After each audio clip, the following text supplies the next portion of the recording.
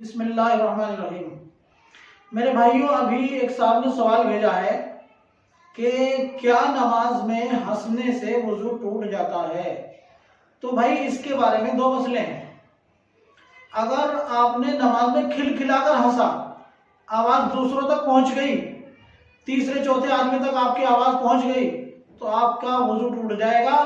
وضو بھی ٹوٹ جائے گا پلس نماز تو ٹوٹ ہی جائے گی، کیونکہ وضو کے ساتھ نماز ہے، نماز بھی گئی وضو بھی گیا۔ اور اگر آپ اتنے زور سے ہنسے کہ آپ کی آواز آپ کے برابر والے کو بھی نہ گئی، ہنسی آ گئی، تو اس سے نہ وضو ٹوٹتا ہے نہ نماز ٹوٹتی ہے۔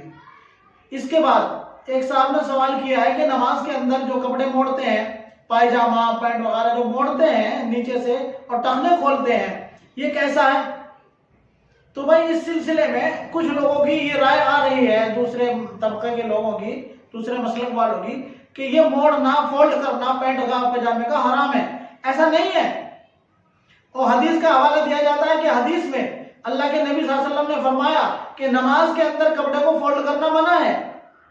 تو حدیث اپنی جگہ پر صحیح ہے، لیکن اس کا مطلب لوگوں نے غلط لے لیا۔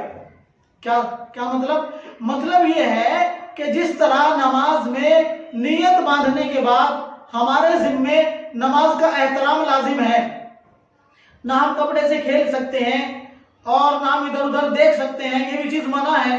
اسی طرح نیت باندھنے کے بعد، نماز شروع کرنے کے بعد میں پائجامے کا موڑنا بھی منع ہے۔ البتہ اگر آپ نے نماز سے پہلے پائجامہ موڑ لیا اور ٹخنے کھول لیے تو ضروری ہے ٹخنے کھول کر نماز پڑھنا، ورنہ نماز کے قبول ہونے میں بھی خطرہ ہے۔ اس کو اچھی طرح سمجھ لیجئے گا۔